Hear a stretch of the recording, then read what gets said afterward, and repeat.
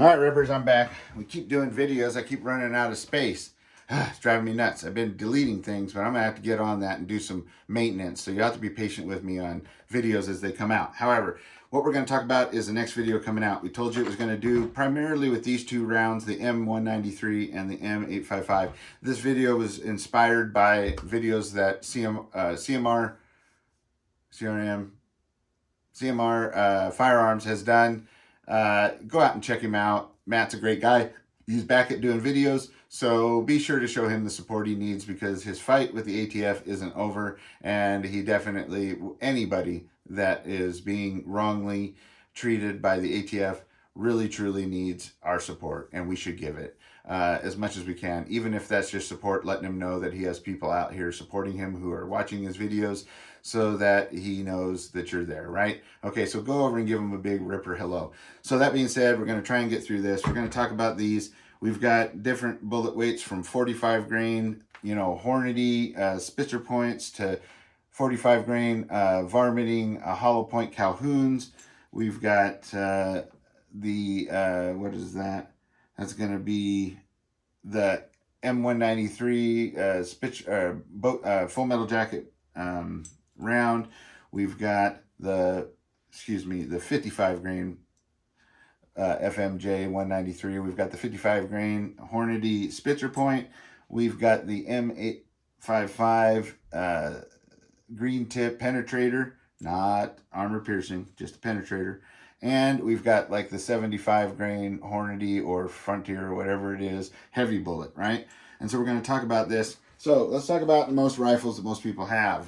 Most people have either like an 8-inch pistol, truck type gun that is made for close-in altercations, and which is perfectly fine with. I think it's wonderful. I love this one. This guy I beat the heck out of this thing.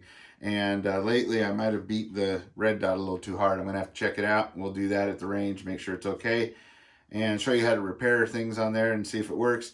It's got a great low power optic on here, this Trinjicon. This thing has been, so reliable for me. It's a Bushmaster carbon 15 pistol before they ruined it.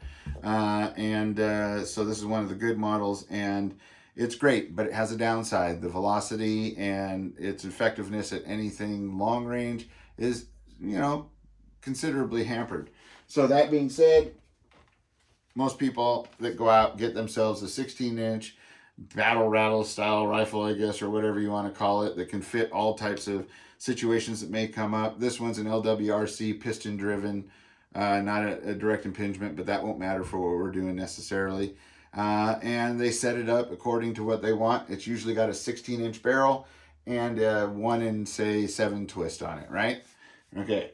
Then I found in going through my stuff and figuring out what I do and don't need is my I got it in a trade, so it's mine now, but a 20-inch, this is a 20-inch DPMS upper on a heavy barrel, in an A2 style with the grip, the handle and whatnot, and iron sights that are built into it or fixed sights, as well as the integrated gas block sight up front.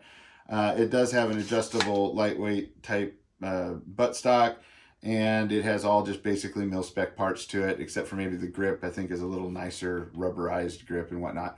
Anyway, we're going to go out and test this as it is right here. It's a 20-inch at a 1-in-8 twist. It would be better for me, I think, for what I'm doing if it was a 1-in-9 twist would be better, or even a 1-in-10, but really a 1-in-9 twist would be better. But it's a 1-in-8, which is what we'll just do, because that 1-in-8 is a twist rate on your rifling that kind of is made to make everything work. But we're going to see what kind of accuracy we can get with it with different types of bullets and the velocities it can get, because that's what we're here to talk about, and what's really important is that terminal velocity. It's something that CRS Firearms has talked about really greatly in his. There are studies that are done in the FBI as well as other agencies for ballistic and effectiveness of rifles and whatnot, and why rifles are so effective. And they find that any projectile you can move and hit the target at 2,200 feet per second causes a temporary wound cavity that is so large, so violent, that it exceeds the elasticity of the medium it's going into. In that point, in this case, it would be another a bad guy, right? And because of that, as it goes in or exits or stops, it comes down. But there's been all kinds of excessive damage to the organs and muscle tissue around because it had so much hydrostatic shock type thing to it going on, right? And so that is one school of thought for effectiveness, and it is really effective because it's hard to repair that kind of damage.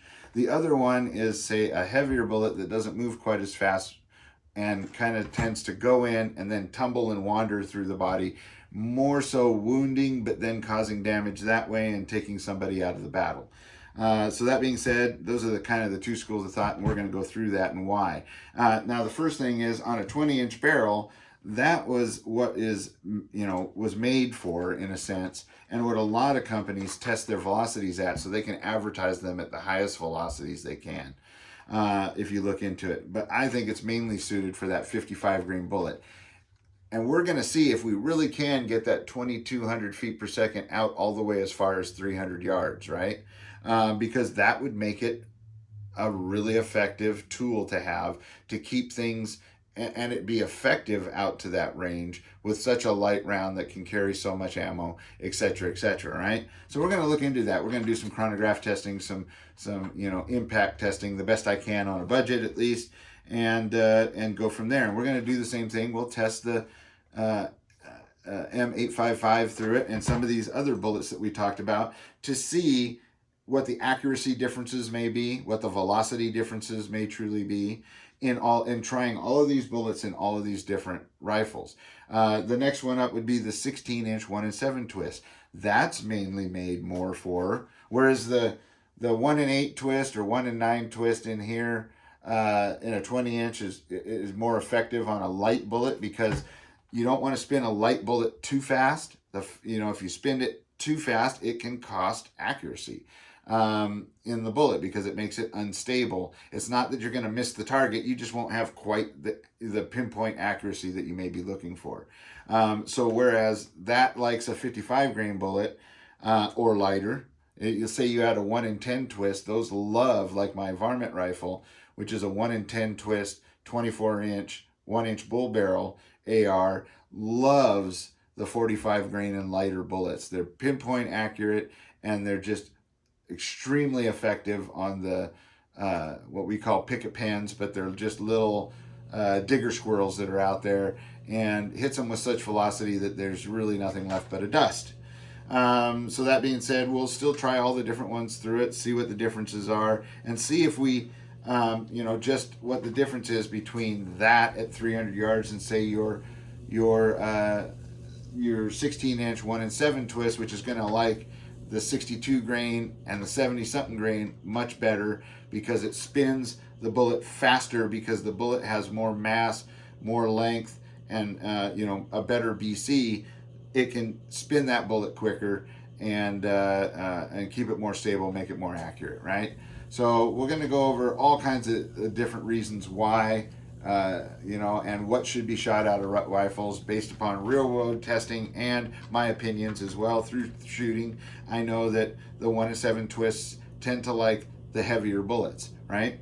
So that being said, then we have the 7-inch or 8-inch guns, and the problem with those is they'll probably shoot any of these just fine, but you're going to have an extreme loss in velocity. I think the last time I did a study on this, from a 20-inch barrel all the way down to say a 7-inch barrel, there was something like a 700 or 800 foot per second loss. And that could, while it won't make a big difference in close in ranges, say, where the smallness of the firearm really shines and is useful, but it may have an issue with things like body armor and stuff like that, and being effective even at close range with that. And we're going to find out. And speaking of that, that's one of the things that I'm hoping to do. While I don't really mention this often, and I have in the past just a couple times, and they have gotten donations even when I didn't mention it, especially for Benny. You know who you are that gave me the donation thinking of Benny. I can't tell you how much I appreciated that. It really did help. and it really did mean a lot to me. I want to protect your privacy, but I also wanted to tell you thank you.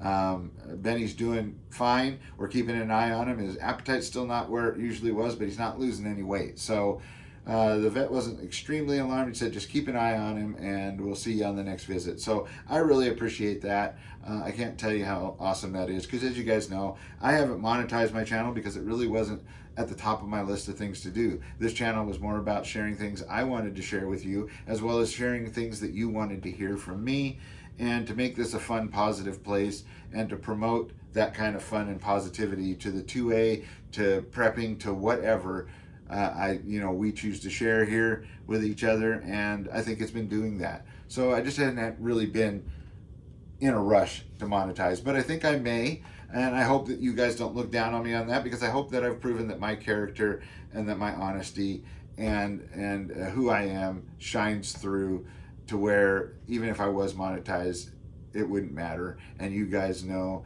that it would be being used to do better and greater videos, more videos, and well, being able to do them, because it is hard to do. They are a lot of work.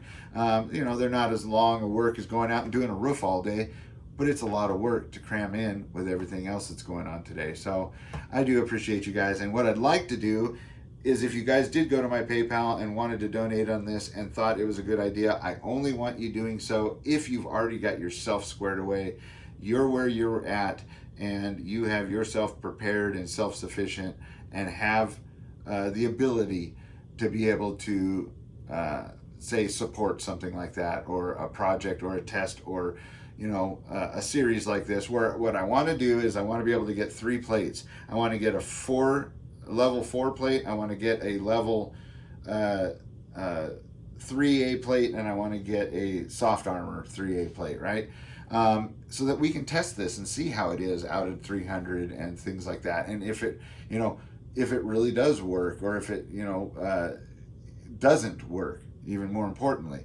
That being said, I'm not picking the most expensive plate out there, because I think that's ridiculous. Some of those things are $1,000 or more a plate. That's, after looking at RMA, which is the one I've looked at, for the money, you can't beat it. It's like $149 for the single curve.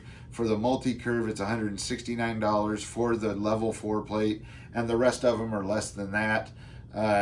And so for the money and the testing I've already seen at people throwing all kinds of things through it, from all the usual, the 9mm 45, 50 A&E, 223, 308, 30-06, and then 338 Lapua. Everybody does that. I want to throw some different things at it, like the 22 1700 foot per second new long rifle round out there, to see just exactly how effective it is.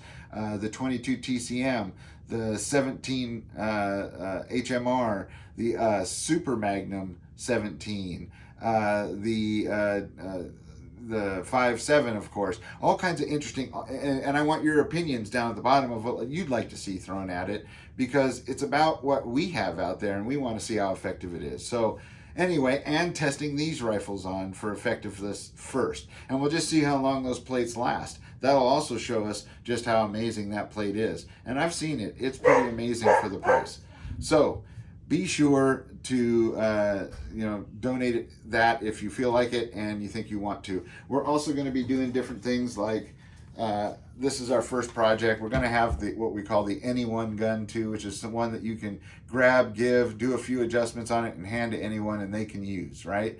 This one's going to be the DMR Ripper is what we're going to call it. So it's going to be a designated marksman / high velocity ripper as well. And we're just going to, fortunately, there are things that we don't have to buy because I found them in my stuff. And you know what? If I'm not going to use it, I got to get rid of it. And that's what I've been doing. And the things that I do find that I have, well, we're going to put them to use for your entertainment. We're going to put a good trigger in it after shooting a baseline and see if that makes any differences, and if it's a go or a con, or pro or a con.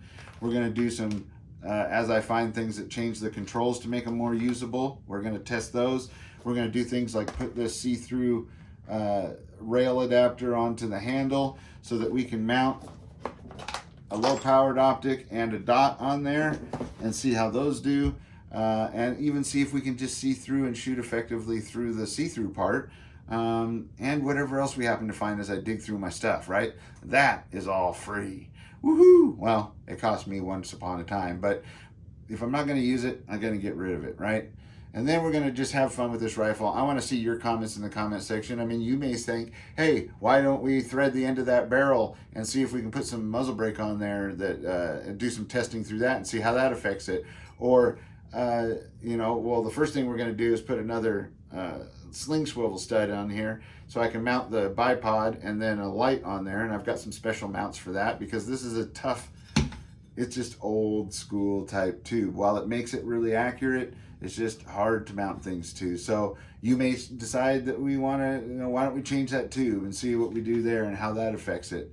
I want this to be our project, right? Okay. So that being said, I hope you guys are going to enjoy that. I hope you like it. Put your comments down in the comment section. Tell me what you think. Until the next time we meet, stay safe, stay secure, always be aware of your surroundings. Always be getting ready and prepared for anything that may come your way. And if you've got it, wear it. And if you're wearing it, by all means, get out there and practice with it.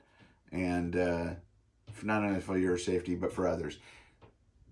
And I'm sorry for my hoarse throat. Been out working a lot. Probably need some water in me. So I think that's what I'm going to do right now. Till next time, adios.